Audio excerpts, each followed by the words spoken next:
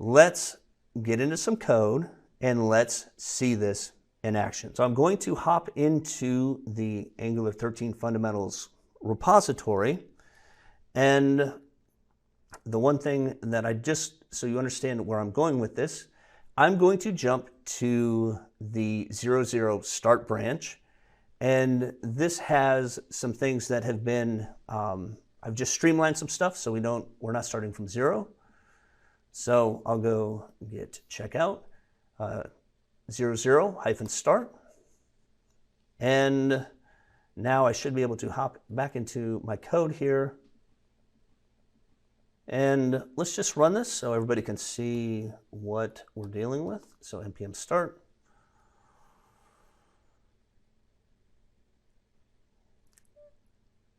And this should spin up here in a second. Wait for it. There we go.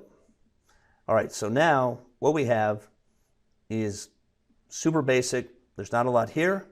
More importantly is if I go to courses, you'll see that I have an empty course list and an empty course detail. So if we go into the code and drill down to source app courses, we have our courses component, and we also have our courses component class. So let's start to build this out and make something functional. So the idea here is I want to, first and foremost, I want to render a list of courses, and then I want the ability to select a course, and then based on the selected course, I want to be able to display that. So let me just write this down here. So step 1, we are going to render courses in a list. Step 2, we're going to be able to select a course. Step 3, we're going to be able to render selected course. Right, so this is the goal that I am going to endeavor to complete. So what I'm going to do, because I think we need more than one course, I'm going to go here. We'll go JavaScript, the hardest parts ever.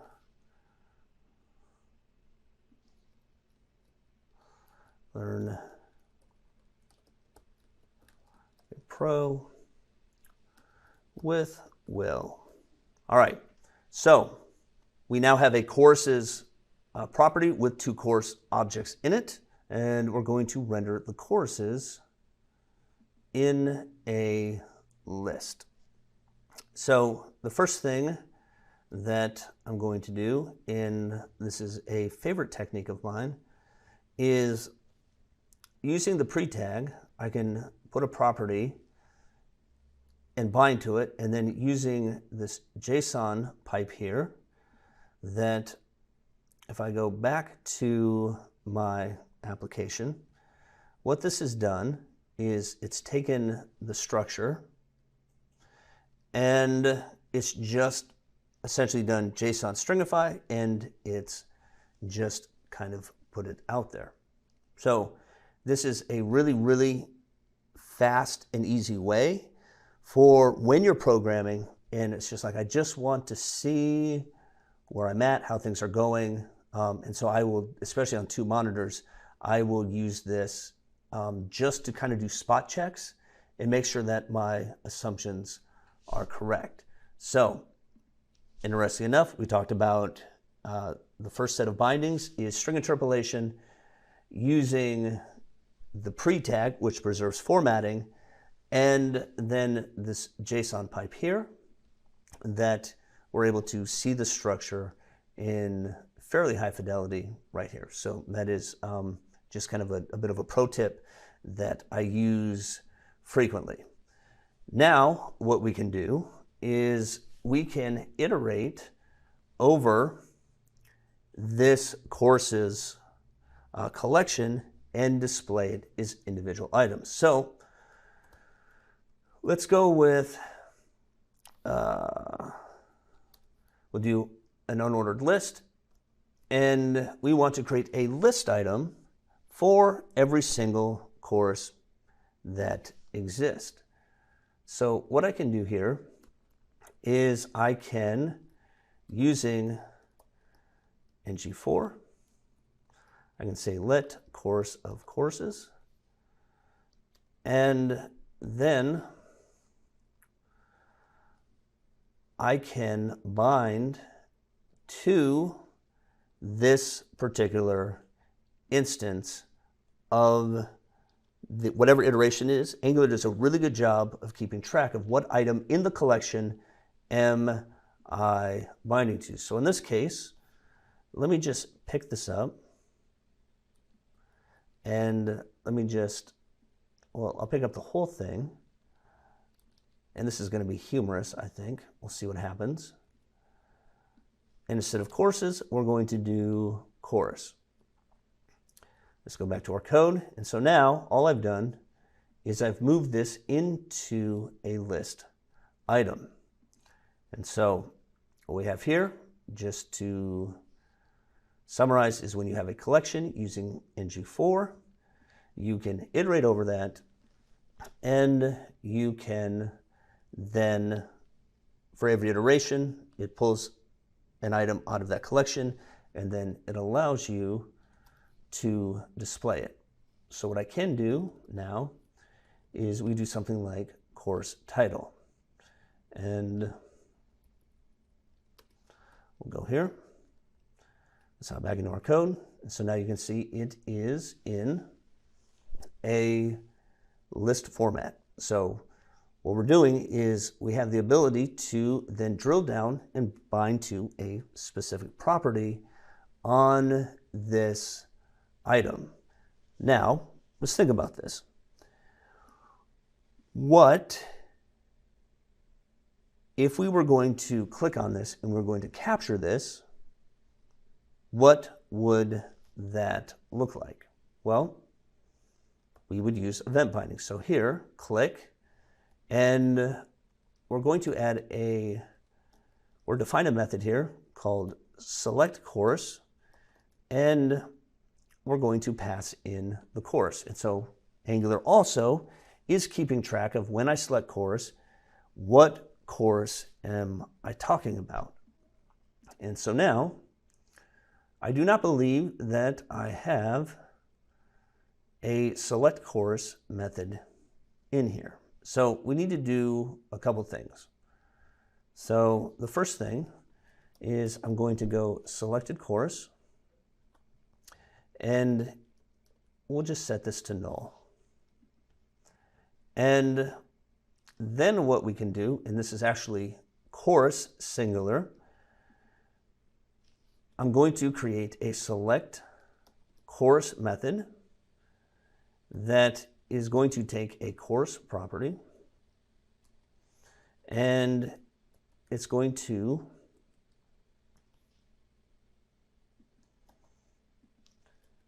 assign it to selected course. Now, we'll save this, and let's go back into our template, or rather into our template here, and I'm going to take, and we're going to do a pre-tag, and then let's go ahead and dump this selected course out,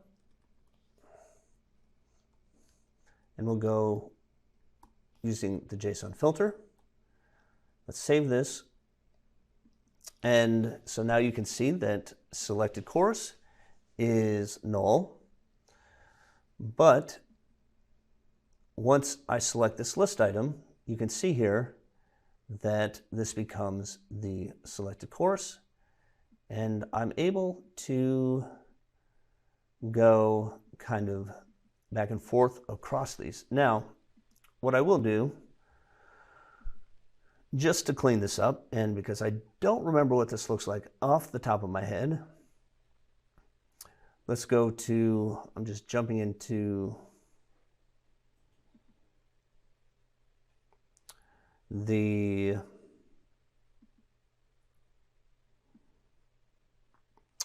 source code here, and we are going to do a mat list. So I'm just borrowing this from the master branch. Then we'll go back here.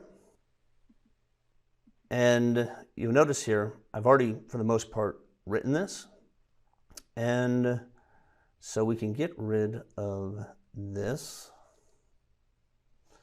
And I'm going to just comment this out real quick.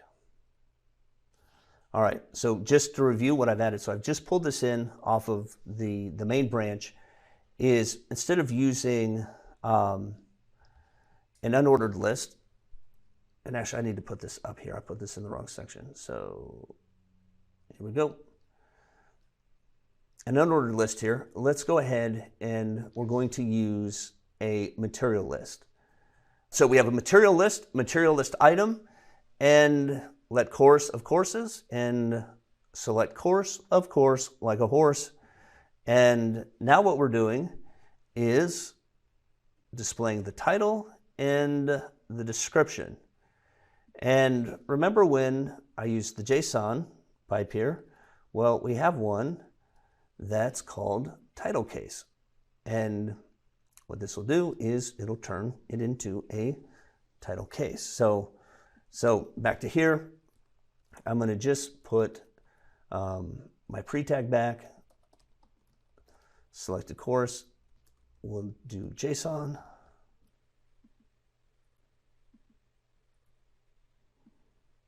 We'll save this, and let's see how this is looking. All right. So now what we have is two items, but it is in a material list. So just a small deviation off of this is I don't make it a habit to memorize SDKs or even really large amounts of syntax. But if you go to Material, Angular IO, and you check on components, they've done a really good job of laying out, these are the components that are available.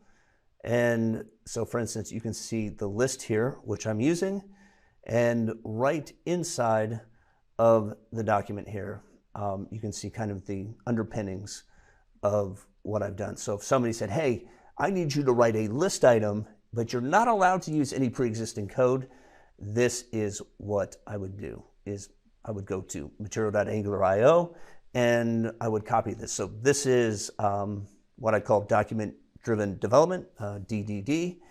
And another pro tip, since I'm here, that if you click on this like out arrow, that this will open up in StackBlitz and you can see the code running here as well. So ironically, you'll see that they also have some squiggly lines. So I think this might be just an Angular 13 thing that they're ironing out. So, but if you have a question about a particular component, how to implement it, if you're like me, you're not going to memorize an entire component development kit, but what you're going to do is, I think it's important, at least understand where to find the answers. So if I want to do a menu or a progress bar or whatever, they've done a really good job of surfacing working code examples that you can just copy right out of their documentation. So now, same exact thing. Click, click, and we can see it. So we will extend this just a little bit further, and I'm going to add in this, or uncomment out this delete button, and let's talk about this and what's happening. And we will kind of step through this, and there's just kind of one piece here that I want to call out, is, so what we've added is a delete button into the list item. And so if we look at this just the way that this is rendering, so let me add in this first. So it's looking for delete course. And so I'm going to go back here into my component class. And we're going to go delete course. And we're going to take a course ID. And we're going to just log this out, delete course. And